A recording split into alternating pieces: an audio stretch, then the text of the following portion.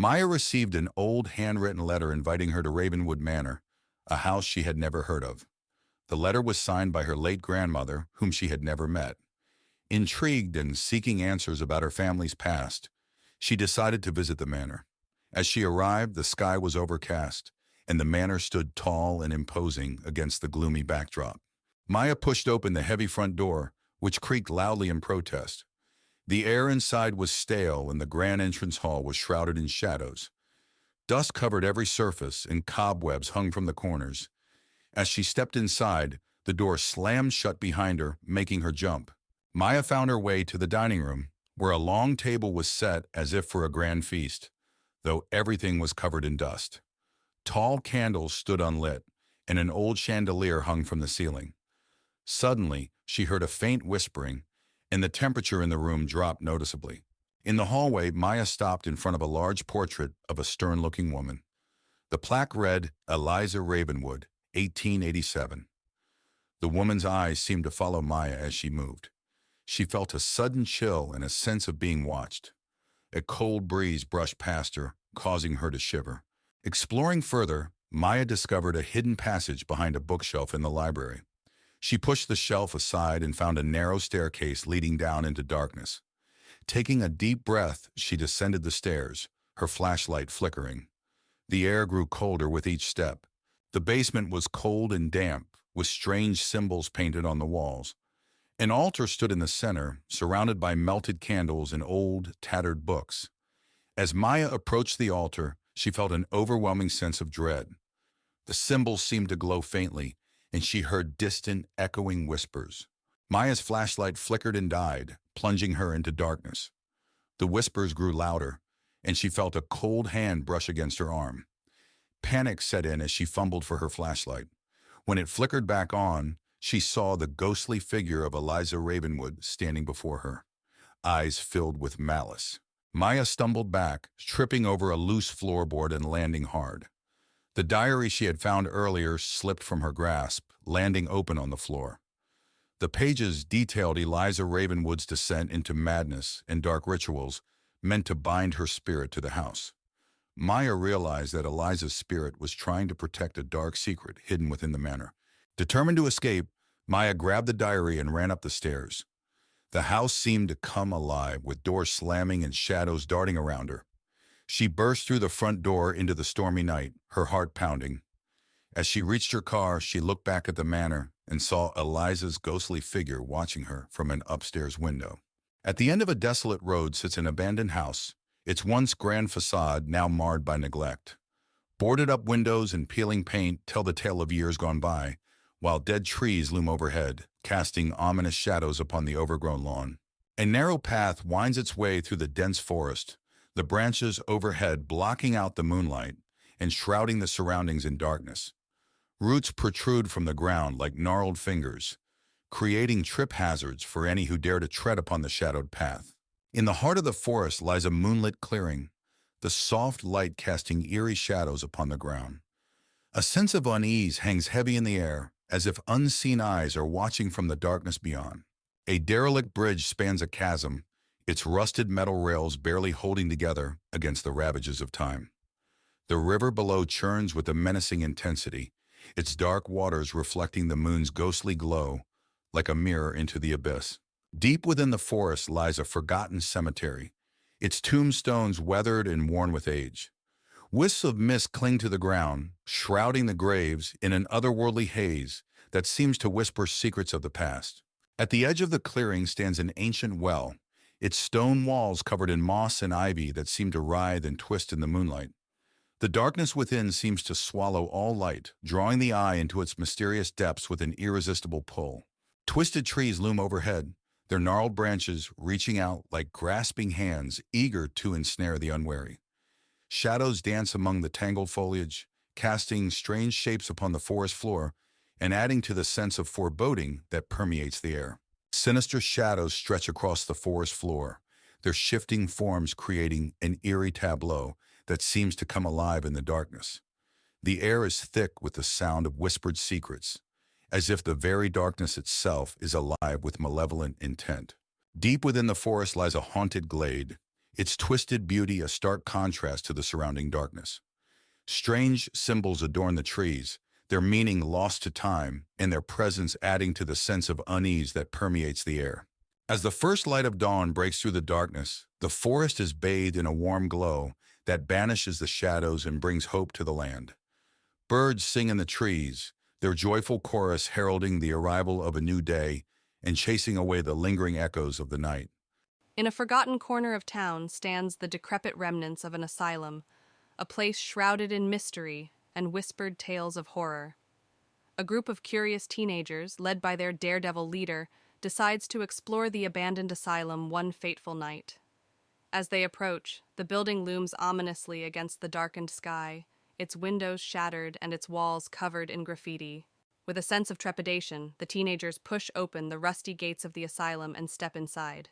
The air is thick with dust and the smell of decay, and the sound of their footsteps echoes through the empty halls.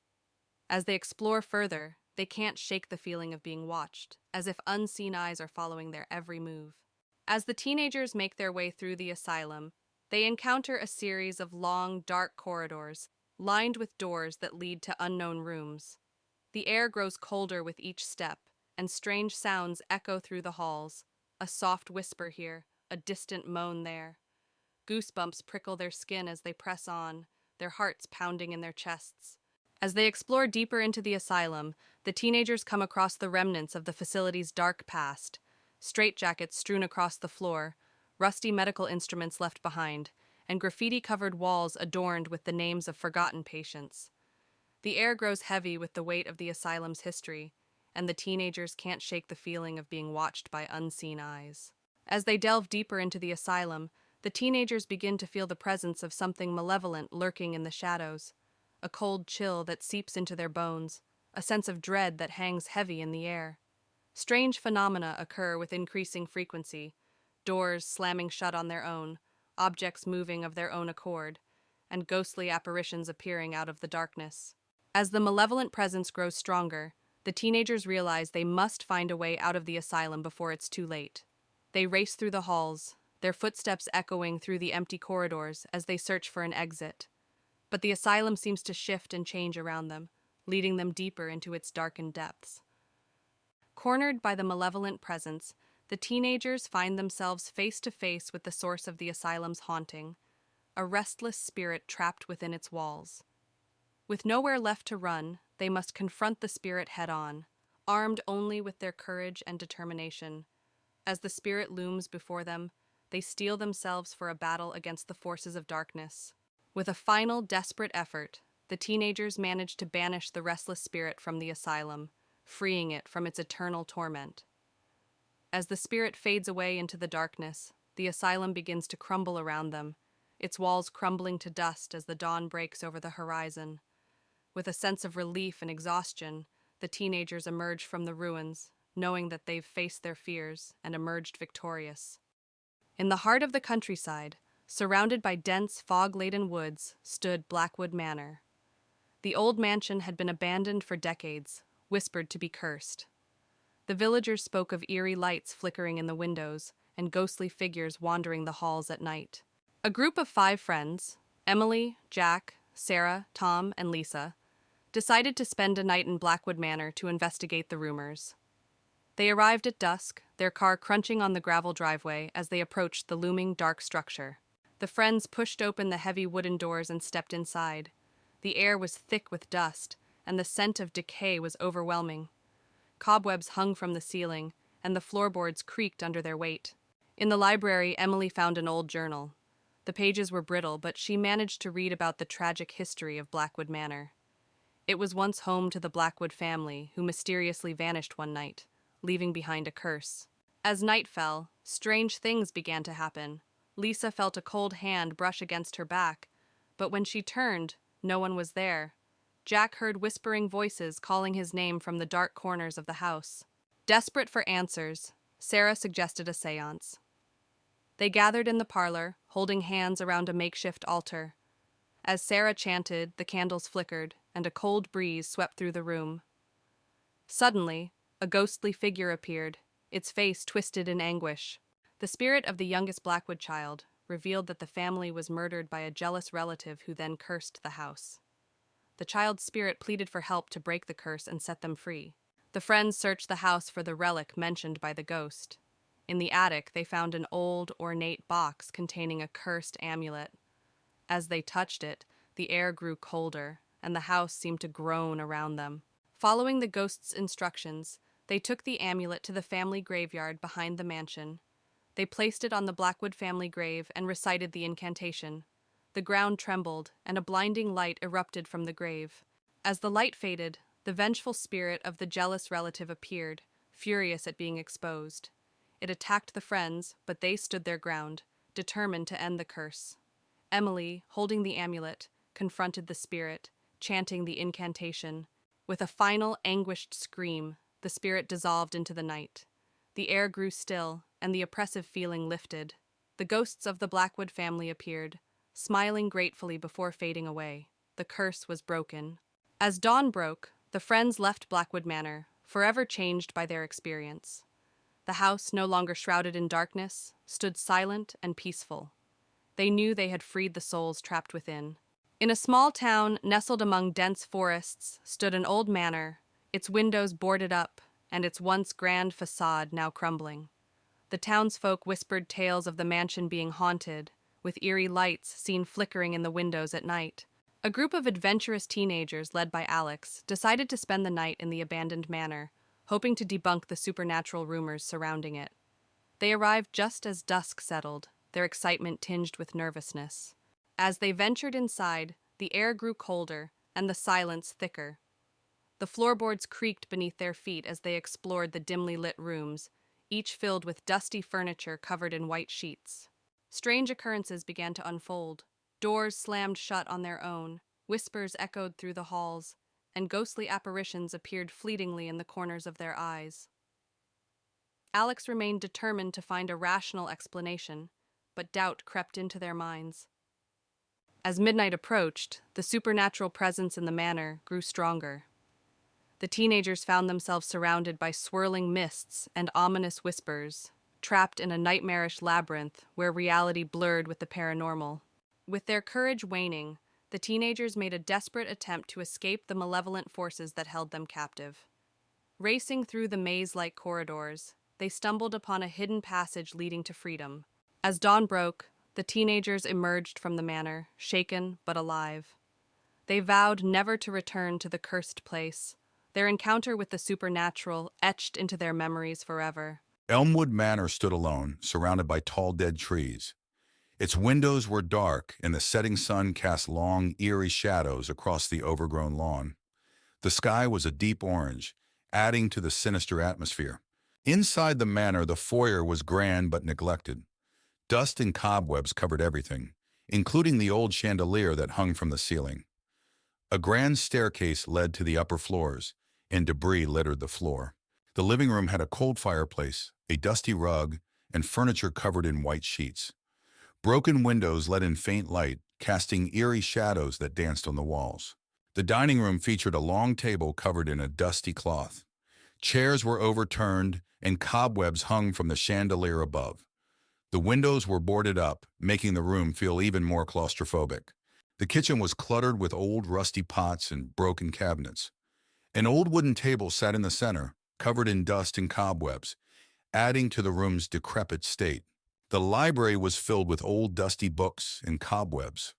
A large, ornate mirror hung on one wall, and a single candle flickered on a desk, casting unsettling shadows that seemed to move on their own.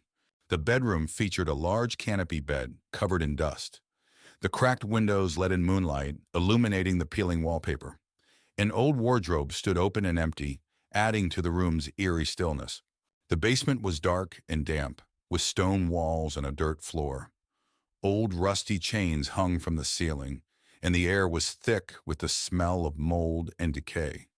The atmosphere was oppressive and filled with an overwhelming sense of dread. A hidden room in the basement was filled with strange artifacts and old books.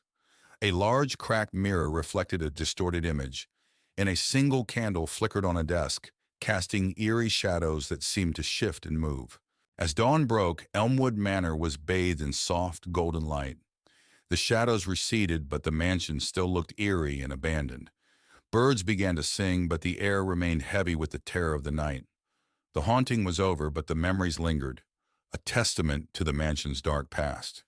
Grimsby Manor had a dark history that intrigued many, but only a few dared to explore its secrets. On a foggy autumn evening, Sarah, a young journalist with a passion for the paranormal, arrived at the mansion. She parked her car at the rusty gates, feeling a chill run down her spine. The mansion stood ominously in the distance, its windows like dark, watchful eyes. Sarah pushed open the creaking door of Grimsby Manor. Inside, the air was cold and musty. She turned on her flashlight, revealing a grand but decaying foyer.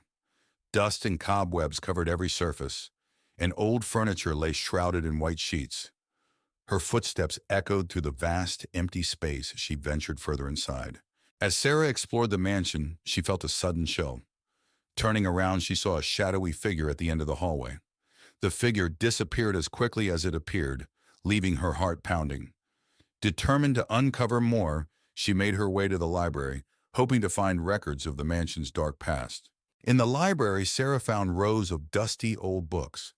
As she searched through them, she heard faint whispers and the sound of pages turning on their own. She discovered an old diary belonging to the mansion's original owner, Lord Grimsby. The entry spoke of dark rituals and a curse that had been placed on the house and its inhabitants. Sarah's exploration led her to a room filled with mirrors. As she walked through, her reflection seemed to move on its own, eyes following her with an unsettling intensity. One mirror in particular caught her attention. In it, she saw the ghostly figure of a woman crying, her eyes pleading for help. Sarah reached out to touch the mirror, but the image vanished. Sarah discovered a hidden door behind a tattered curtain in the study. She descended the creaky stairs into a dark, musty basement. The room was filled with strange symbols painted on the walls and old, dusty books scattered on a table. She found a journal detailing the dark rituals and a curse placed on the house by Lord Grimsby.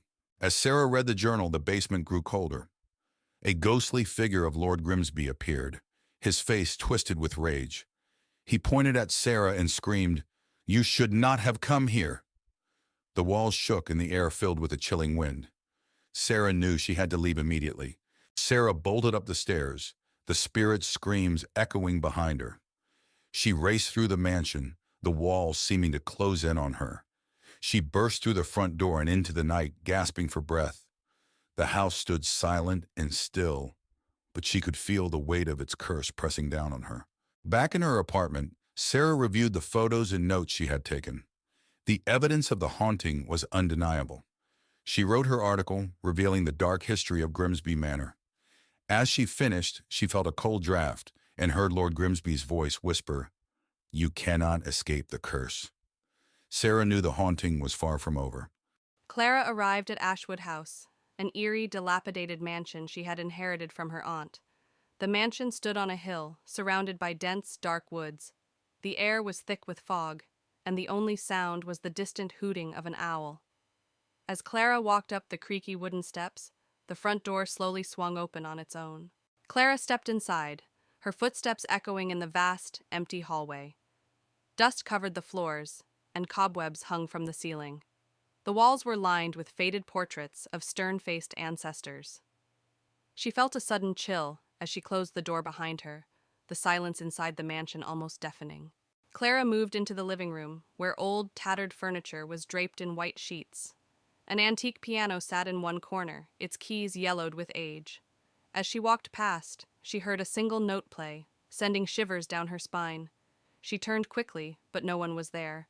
In the dining room, Clara found a large portrait of her Aunt Margaret above the fireplace. The eyes in the portrait seemed to follow her every move. As she stared at the painting, she heard faint whispering, as if someone was trying to communicate with her. She felt a cold breeze brush past her. In the library, Clara discovered an old, leather-bound diary hidden behind a row of books. The diary belonged to her aunt and detailed strange occurrences and eerie experiences in the house. As she read, the room grew colder, and she felt as if someone was watching her.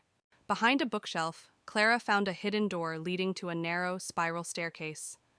She hesitated, but felt compelled to explore. Holding her flashlight, she descended the stairs, each step echoing in the darkness. The air grew colder and more oppressive with every step. The basement was damp and filled with old, dusty furniture covered in sheets. Strange symbols were drawn on the walls. In the center of the room stood an old wooden table with a black candle, which suddenly lit itself. Clara felt a sense of dread as she approached the table. Clara's flashlight flickered and died, plunging her into darkness. The whispers grew louder, and she felt a cold hand on her shoulder.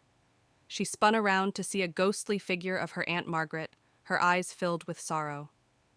"Leave this place," the ghostly figure whispered. Panic-stricken, Clara ran up the stairs, the house seeming to come alive with doors slamming and shadows moving. She burst through the front door into the night, her heart pounding. She didn't stop running until she reached her car, vowing never to return to Ashwood House. Breathing heavily, Clara glanced back at the mansion as she reached her car. In an upstairs window, she saw the ghostly figure of her Aunt Margaret watching her. The whispers faded, but the memory of that night would haunt her forever. She drove away, never looking back. Evelyn, Mark, Lisa, and John arrived at Crescent Grove, a forgotten village nestled deep in the forest. The sun was setting, casting eerie shadows on the abandoned buildings. The village was said to be haunted, and the four friends had come to investigate the rumors. "This place gives me the creeps," Lisa whispered, clutching Mark's arm. "Don't worry, it's just for one night," Mark reassured her. Evelyn led the group, her curiosity piqued by the mystery. "Let's find a place to set up camp." John the skeptic laughed. "Ghosts aren't real, you'll see." They found an old inn at the center of the village and decided to make it their base for the night. The building was dusty and filled with cobwebs. As they set up their sleeping bags in the main hall, strange noises echoed through the empty corridors. "Did you hear that?" Lisa asked, her voice trembling. "It's just the wind," John replied, though he didn't sound convinced. Evelyn found an old diary on a shelf. "This might tell us what happened here," she said, opening it. As Evelyn read from the diary, the friends learned about the village's dark past. The villagers had practiced forbidden rituals, summoning a malevolent spirit that eventually destroyed them. "This is creepy," Mark said, glancing around nervously. "We should leave," Lisa urged, fear in her eyes. "We need to stay and finish this," Evelyn insisted. "We have to find out if the spirit is still here." Suddenly the air grew cold and the lights flickered. A shadowy figure appeared at the end of the hall, its eyes glowing with a sinister red light. The friends froze in terror. "Run!" Mark shouted, but the figure moved faster, blocking their exit. Evelyn held up the diary like a shield. "We need to use the ritual described here to banish it." The spirit lashed out, knocking John to the ground. Lisa screamed and Mark pulled her back, trying to protect her. With trembling hands, Evelyn and Mark gathered the materials needed for the ritual described in the diary. Lisa and John tried to hold the spirit at bay, their fear palpable. "Hurry up!" Lisa cried as the spirit advanced. "We're almost ready," Evelyn said, her voice shaking. "Mark, light the candles." Mark lit the candles, forming a protective circle. Evelyn began to chant the incantation from the diary, her voice growing stronger with each word. The spirit roared in fury, trying to break through the protective circle. Evelyn continued to chant, her voice now steady and commanding. The air crackled with energy as the spirit's form began to waver. "Keep going," Mark urged, holding Lisa close.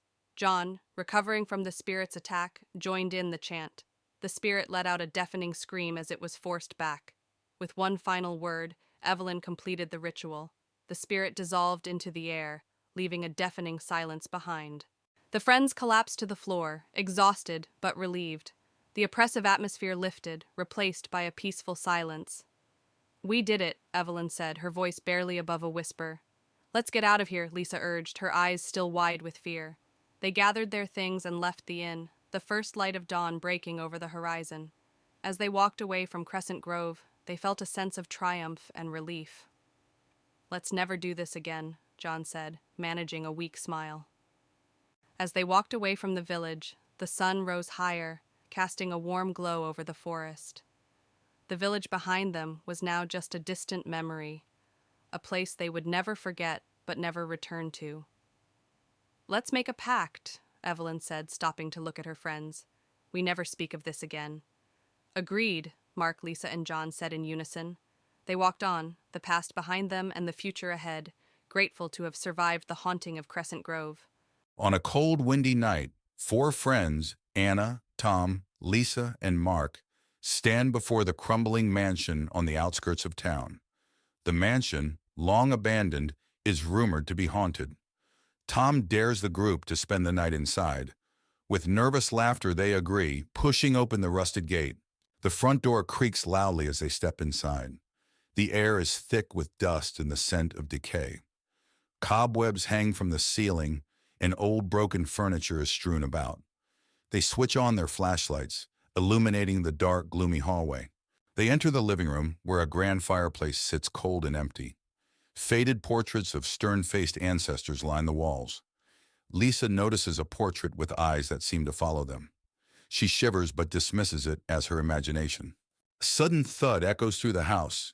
They freeze, listening. Mark suggests it's just the house settling, but Anna isn't so sure. They decide to check it out, moving cautiously towards the source of the noise.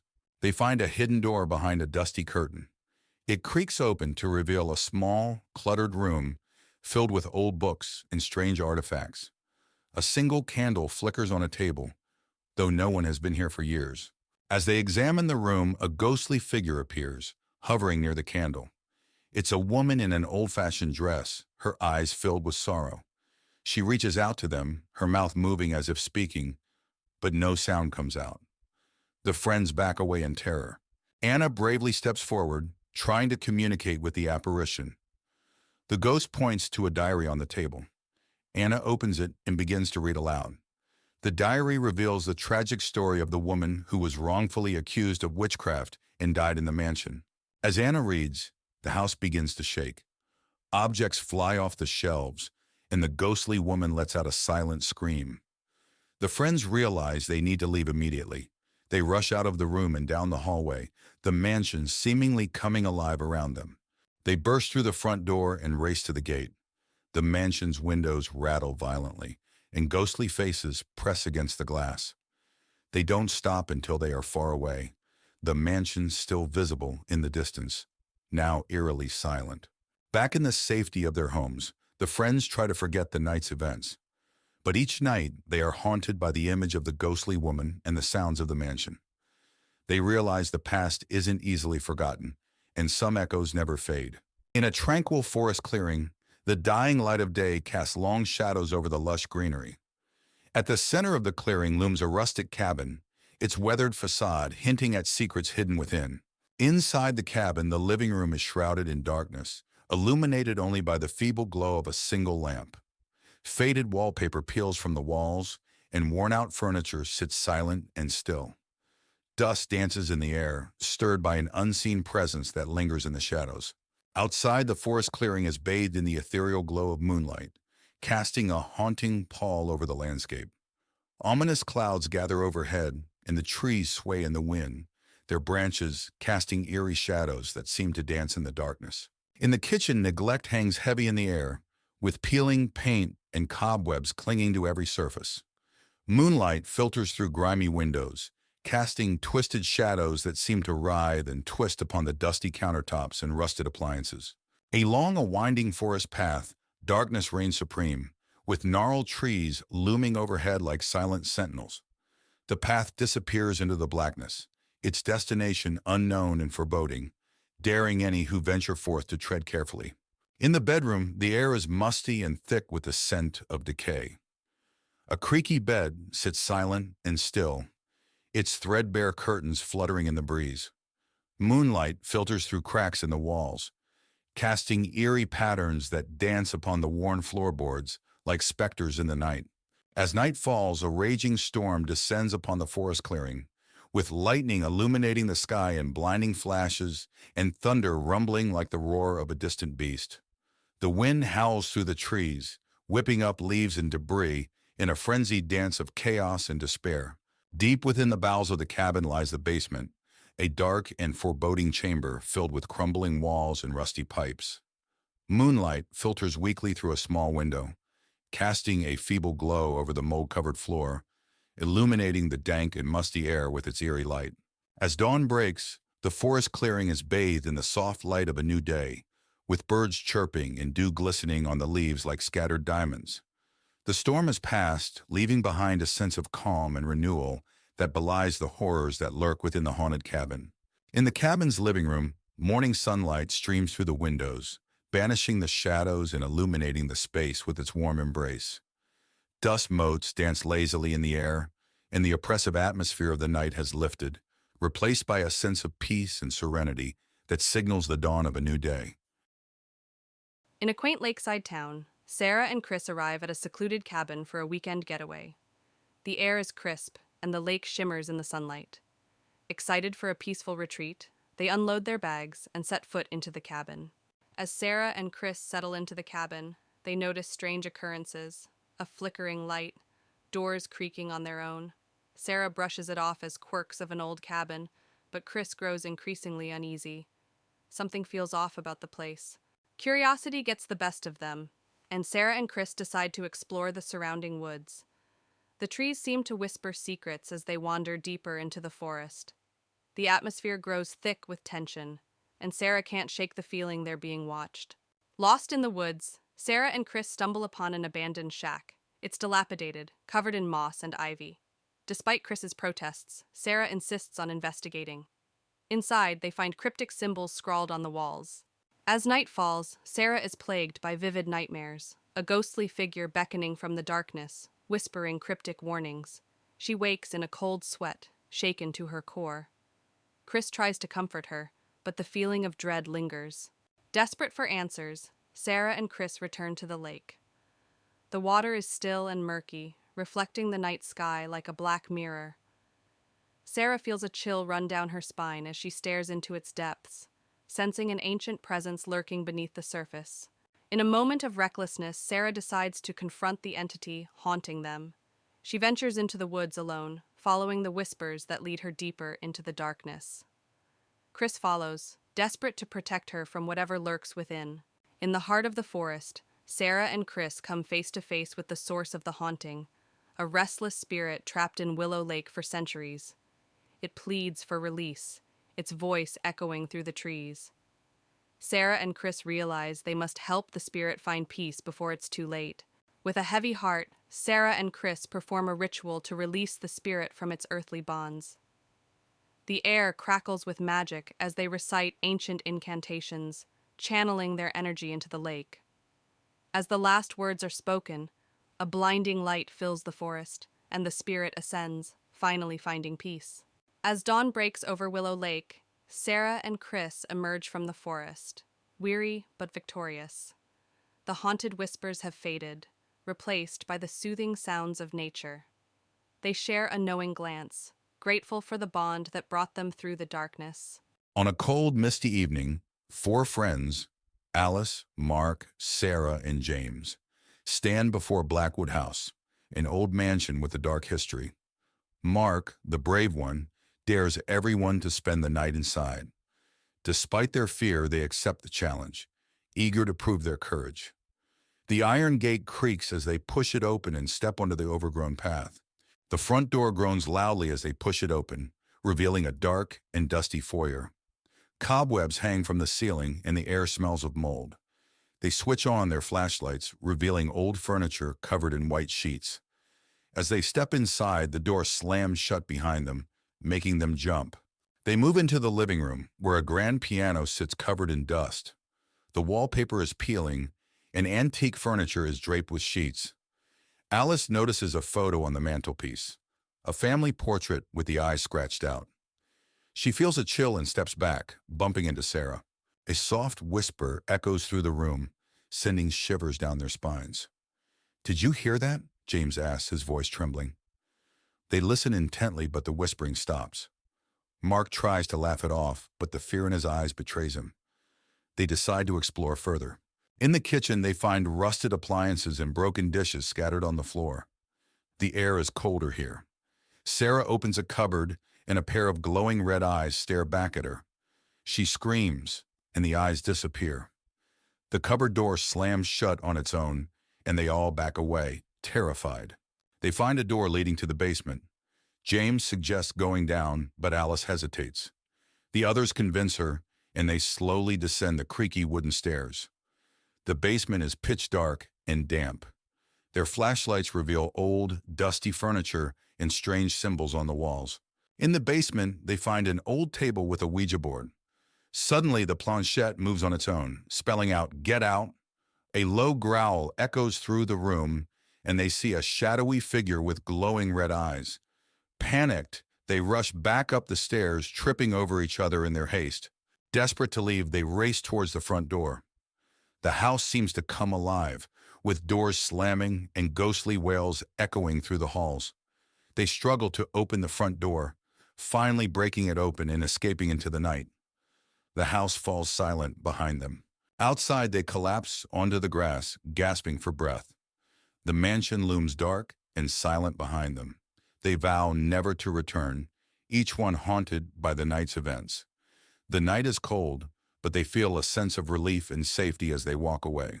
Back at their homes, they try to return to normal life. But each night, they are haunted by nightmares of the glowing red eyes and the whispers in the dark. The memory of that night stays with them, a constant reminder of the terror they faced. It was a dreary afternoon when Sarah, Tom, and their teenage daughter Lily arrived at Eldridge Manor. The old, sprawling mansion stood ominously against the darkening sky, its windows like blank eyes staring back at them. The family had inherited the property from a distant relative, and despite its eerie appearance, they decided to give it a chance. "Wow, this place is huge!" Lily exclaimed, though her excitement was tempered by an uneasy feeling. Tom forced a smile. "Let's make it our home. It just needs a little work." Sarah glanced at the towering structure, feeling a chill run down her spine. "Let's get inside before it gets too dark." Inside, the manor was filled with antique furniture, dusty chandeliers, and creaking wooden floors. As they explored, they discovered a hidden staircase behind an old bookcase. Curiosity got the better of them, and they descended into a dimly lit basement. "This place is like a maze," Tom said, his voice echoing off the walls. Sarah found an old diary on a dusty table. "Look at this," she said, flipping through the pages. "It's from the 1800s. Lily, shining a flashlight around the room, gasped as she saw strange symbols carved into the walls. "What do these mean?" That night, as they settled into their new home, strange things began to happen. Lily's room was the coldest in the house, and she couldn't shake the feeling of being watched. Around midnight, she heard whispering voices and saw a shadow moving in the corner of her room. "Mom! Dad!" she screamed, running to their room. Tom and Sarah woke up startled. "What is it, Lily?" Tom asked. "There's something in my room. I heard voices and saw a shadow," Lily said, trembling. Sarah tried to comfort her. "It's just your imagination, honey. This place is old and creepy, but there's nothing to be afraid of." The next day, Sarah delved deeper into the old diary. It belonged to a woman named Eleanor Eldridge, who wrote about the strange occurrences in the manor and her experiments with the occult. She mentioned a mirror in the attic that was the source of the hauntings. "We need to find that mirror," Sarah said, showing the diary to Tom. Tom nodded. "Let's go to the attic." Together, they climbed the narrow staircase to the attic. Amidst the cobwebs and old trunks, they found the mirror, covered with a dusty cloth. "This must be it," Sarah said, her voice barely above a whisper. As they uncovered the mirror, a cold breeze swept through the attic. The mirror's surface was strangely clear, and as they looked into it, they saw faint images of people moving behind them, ghostly figures trapped within the glass. Sarah gasped. "This is it. This is what's causing everything." Tom placed a hand on her shoulder. "We need to destroy it." But before they could act, the mirror began to glow, and the room filled with an unearthly light. The figures in the mirror became more distinct, reaching out towards them. "We need to get out of here," Tom shouted, pulling Sarah towards the stairs. That night, the hauntings intensified. Doors slammed shut on their own, footsteps echoed in empty hallways, and ghostly apparitions appeared throughout the house. The family realized they had to find a way to end the hauntings for good. "We need to perform a ritual," Sarah said, showing them a passage from the diary. It's the only way to banish the spirits. Tom gathered the necessary items: candles, salt, and a ceremonial dagger. Let's do this. We have no other choice. They set up the ritual in the basement, forming a circle with the salt and placing the mirror in the center. The family began the ritual, chanting the incantations from the diary. As they did, the temperature in the room dropped, and the ghostly figures from the mirror began to emerge, swirling around them. "Keep going," Sarah urged, her voice shaking. Tom held the dagger steady, ready for the final part of the ritual. "We're almost there." Lily, clutching her mother's hand, watched in terror as the spirits drew closer, their faces contorted with rage and sorrow. As Tom raised the dagger to complete the ritual, a powerful force knocked him to the ground. The mirror glowed brighter, and a deafening roar filled the room. "No, we can't stop now!" Sarah shouted, helping Tom up. With renewed determination, Tom plunged the dagger into the mirror. The glass shattered, releasing a blinding light and a wave of cold air that knocked them all back. The spirits screamed and dissipated, leaving the room in silence. The temperature began to rise, and the oppressive feeling lifted. "It's over," Tom said, breathing heavily. The next morning, the manor felt different. Sunlight streamed through the windows, and the oppressive atmosphere was gone. The family began packing their things, eager to leave the haunted house behind. "We did it," Lily said, smiling for the first time in days. Sarah nodded. "Let's never speak of this place again." Tom agreed. "We need to move on with our lives." As they drove away from Eldridge Manor, the weight of the past days lifted, and they felt hopeful for the future. Back home, life seemed to return to normal.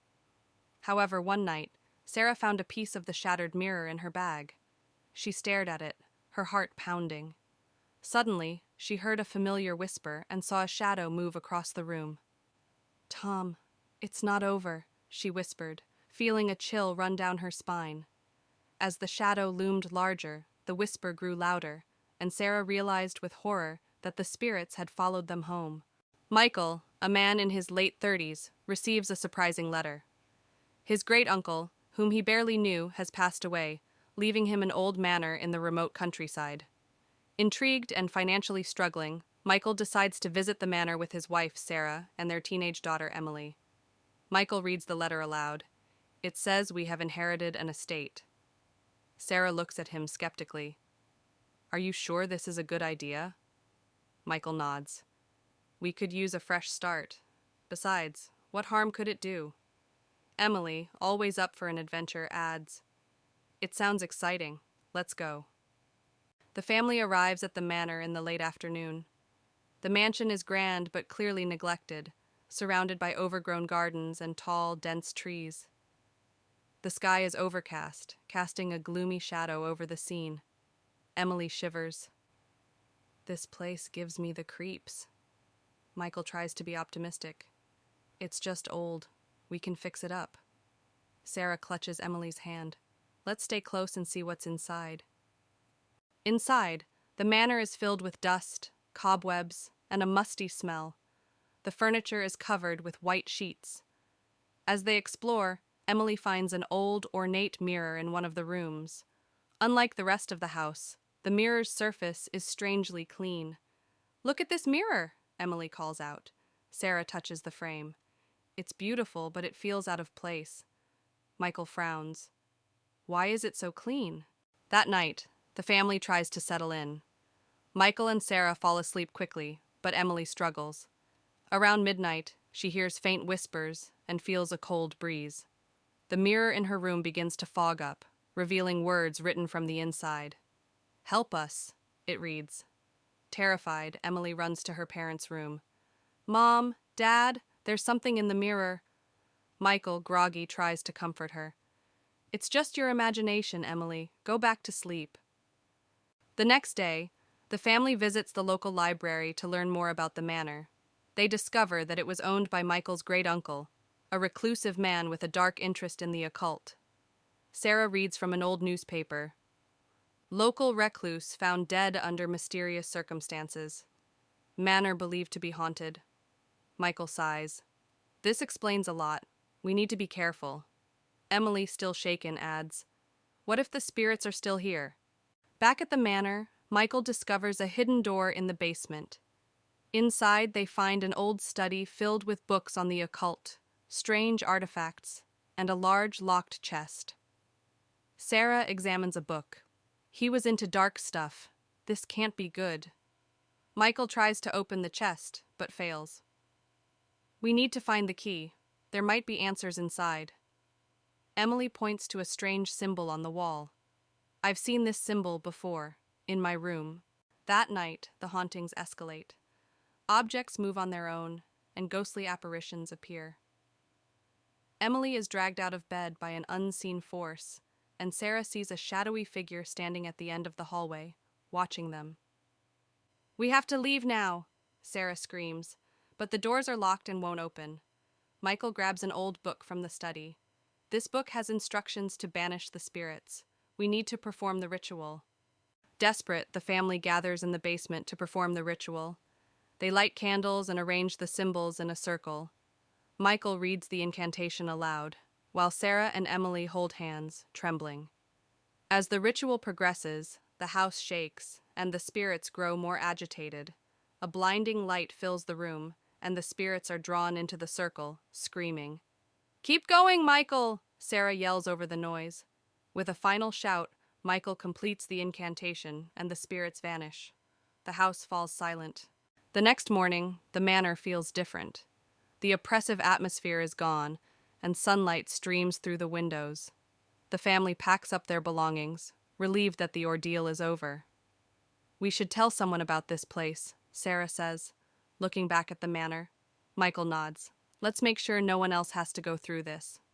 They drive away, leaving the manor behind. Back home, life seems to return to normal. But one night, Emily finds the old mirror in her room, even though they left it at the manor. Her heart races as she sees words slowly appear on the surface. We are not done, it reads. Emily turns to see a shadowy figure standing in the corner, its eyes glowing with malevolence. She screams as the room plunges into darkness. In a secluded forest lies a small clearing, bathed in the soft light of the setting sun. 4 friends, Alex, Jess, Ryan, and Maya, set up camp for the night, their tents arranged in a circle around a crackling campfire. The woods around them are silent, save for the rustling of leaves in the gentle breeze. As night falls, a faint whisper drifts through the trees, barely audible over the crackling of the fire. The friends exchange uneasy glances, their senses on high alert. They dismiss it as the wind playing tricks on their ears and continue their conversation, but the whisper lingers in the back of their minds. As the night wears on, the friends notice that their supplies, flashlights, food, and water, begin to disappear one by one. They search frantically, their panic mounting with each missing item. Jess suggests that they may have misplaced them, but Alex's flashlight vanishes from his hand mid-sentence, leaving them in darkness. Suddenly, a pair of glowing eyes appear in the darkness just beyond the edge of the clearing. The friends freeze, their breath catching in their throats as they watch the eyes move closer, their glow growing brighter with each step. They realize too late that they are not alone in the woods. With adrenaline fueling their movements, the friends leap to their feet and flee into the woods, their hearts pounding with fear. Branches claw at their clothes and roots trip them up as they run blindly through the darkness. Behind them, the unseen presence gives chase, its footsteps echoing through the night. Exhausted and terrified, the friends stumble into a small clearing, their backs pressed against a towering rock formation. With nowhere left to run, they turn to face their pursuer, their hearts pounding in their chests. The glowing eyes emerge from the darkness, revealing a creature of nightmare, a spectral being with twisted features and malevolent intent. The camera pans over a serene lake surrounded by towering trees. The water reflects the golden hues of the setting sun, creating a picturesque scene. But beneath the tranquil surface lies a sinister secret waiting to be uncovered. A group of friends arrives at a lakeside cabin for a weekend getaway. They laugh and joke as they unpack their bags, eager to unwind and enjoy the beauty of nature. As night falls, one of the friends, Emma, shares a local legend about the lake. A tale of a vengeful spirit haunting its waters, seeking revenge on anyone who dares to disturb its slumber. The group dismisses the legend as mere superstition. Strange occurrences plague the cabin, whispers in the night, unexplained shadows flickering in the corners, and cold drafts chilling the air. The friends brush off their unease, attributing it to the eerie atmosphere of the lake. Exploring the cabin, one of the friends, Jack, finds an old journal hidden beneath the floorboards. Its pages reveal the tragic history of the lake, a tale of betrayal and murder that has haunted its shores for centuries. The vengeful spirit of the lake manifests, its ghostly form stalking the friends with malicious intent. Terror grips their hearts as they realize they are being hunted by a force beyond their understanding. In a desperate bid for survival, the friends confront the vengeful spirit at the water's edge. Armed with courage and determination, they must uncover the truth behind the spirit's rage to break the curse that binds them. Through bravery and sacrifice, the friends uncover the truth behind the spirit's curse and lay it to rest. As dawn breaks, they emerge from the darkness, forever changed by their harrowing ordeal. In a remote village nestled deep within a dense forest, a young couple, Emma and Jack, arrived at an old cabin they had rented for a weekend getaway. As they approached the cabin, the trees seemed to close in around them, casting long shadows that danced in the fading light.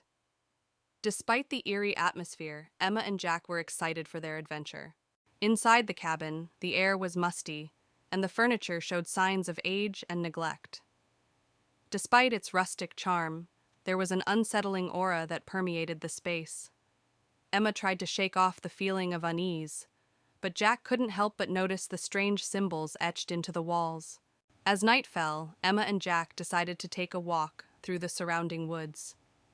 The forest seemed to come alive with strange whispers that echoed through the trees, sending shivers down their spines. Despite their growing unease, they pressed on, drawn deeper into the darkness by an unseen force. As they ventured deeper into the woods, Emma and Jack began to see strange shadows flitting among the trees. The shapes seemed to twist and contort, taking on sinister forms that sent chills down their spines.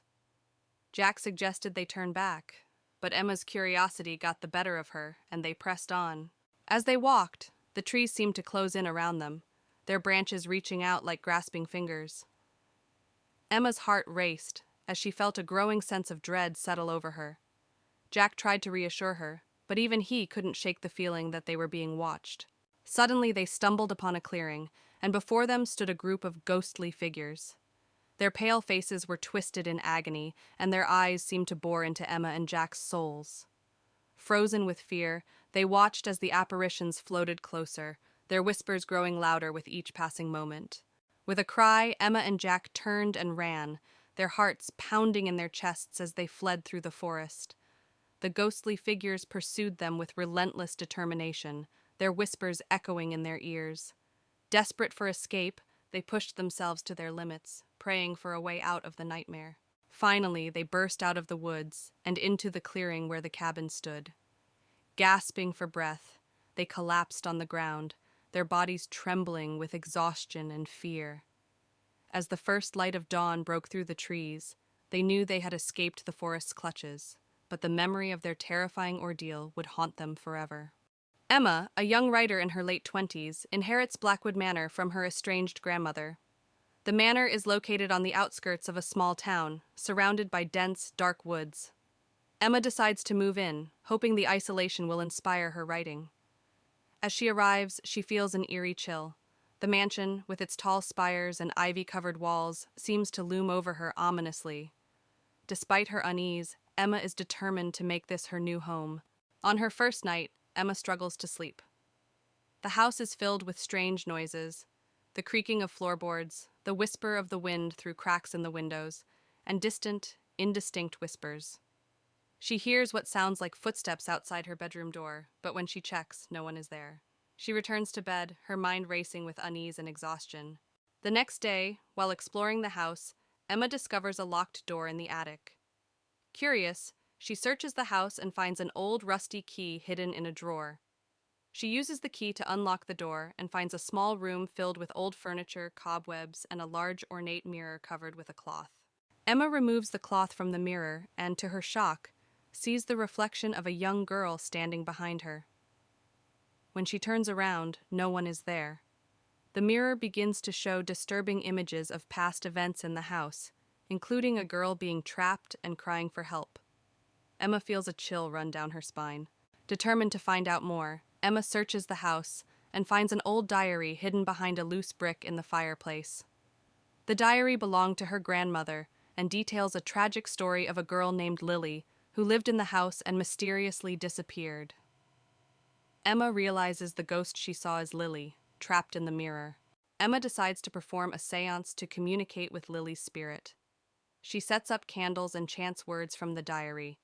The room grows cold, and Lily's ghost appears, revealing that she was trapped by a dark ritual performed by Emma's grandmother. Lily begs Emma to free her.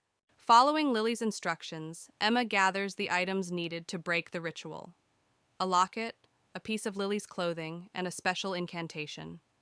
As she performs the ritual, the house shakes violently, and a dark, malevolent spirit tries to stop her. Emma persists, chanting the incantation louder and louder. The dark spirit attacks, but Emma continues the ritual, calling out to Lily for strength. A bright light fills the room, and the dark spirit screams before dissipating into nothingness. Lily's spirit smiles gratefully at Emma before ascending into the light, finally freed. With the haunting over, the house feels lighter and more welcoming. Emma finishes her novel, inspired by Lily's story. She decides to keep Blackwood Manor and transform it into a place of peace and creativity. Sitting on the porch, she feels a deep connection to the house and its history, ready for a new beginning. Sophie arrived at Briarwood Manor, a sprawling estate she inherited from her great-uncle. The mansion stood alone on a hill, surrounded by gnarled trees and thick fog.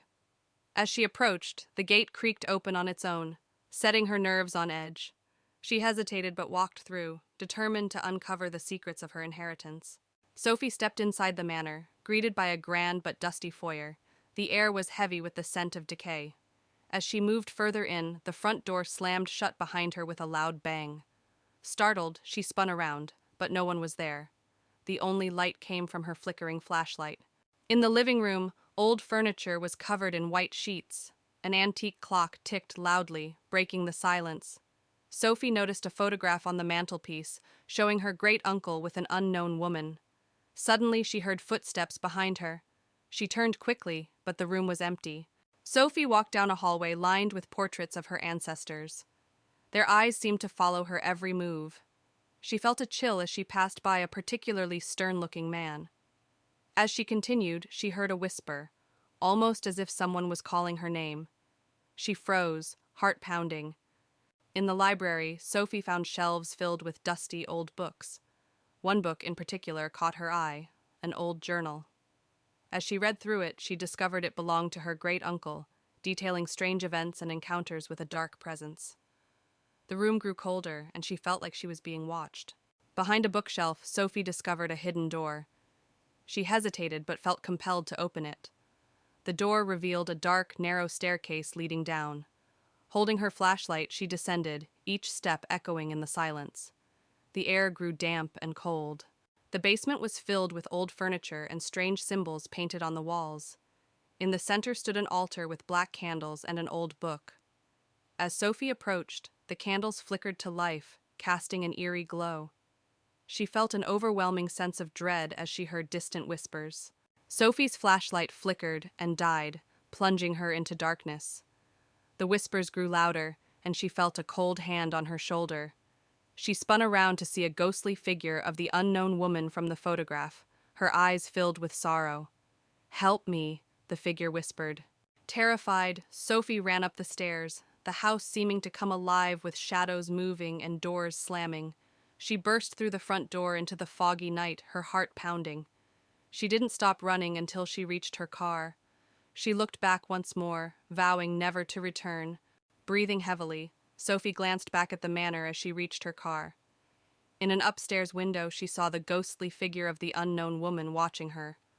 The whispers faded, but the memory of that night would haunt her forever. She drove away, never looking back.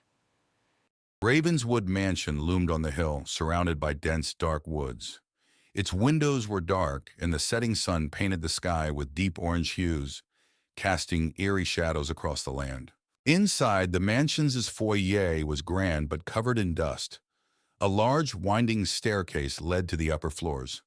An old chandelier hung from the ceiling, its crystals dull and dusty, hinting at the mansion's forgotten grandeur. The living room had a large fireplace with cold ashes, a dusty rug, and old furniture covered in white sheets. Faint light filtered through the broken windows, casting long shadows on the walls.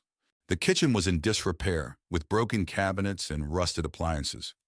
A large wooden table sat in the center, covered in cobwebs. The air was thick with the scent of decay and neglect. The dining room featured a long table with a dusty tablecloth and overturned chairs. The windows were boarded up, and the room was dimly lit by a single candle, casting flickering shadows on the walls. A grand staircase wound upward into darkness. The steps creaked underfoot, and the banister was thick with dust. A faint, eerie light glowed at the top of the stairs, beckoning yet foreboding. The master bedroom featured a large canopy bed covered in dust and cobwebs. The cracked windows allowed moonlight to filter through, illuminating the peeling wallpaper and adding to the room's eerie atmosphere.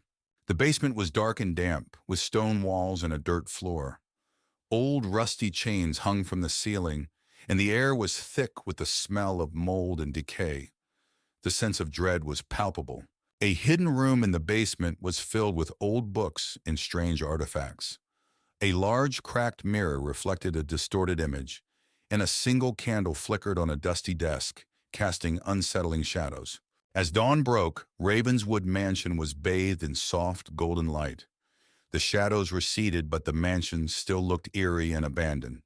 Birds began to sing, but the air was still heavy with the night's terrors.